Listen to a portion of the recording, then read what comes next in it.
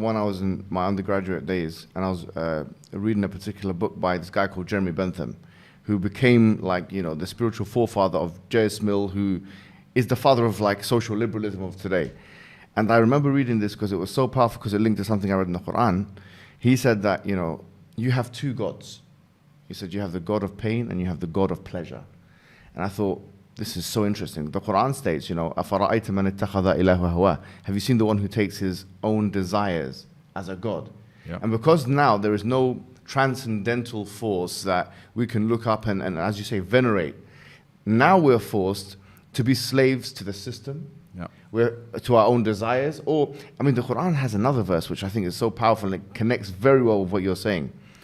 It says, God ضرب الله مثلا رجلا, that God has struck a parable of a man. فيه شركاء متشاكسون, that he has got many different slave owners. ورجل سلما لرجل, and another kind of man who's only got one slave owner. God is basically telling us in the Quran that you've got one example of one individual who's got multiple slave owners and another one with just one. He says, هل يستويان مثلا, are they the same? So here the idea is, as Rousseau said it, he's a liberal philosopher, he said that man is born free but everywhere in chains.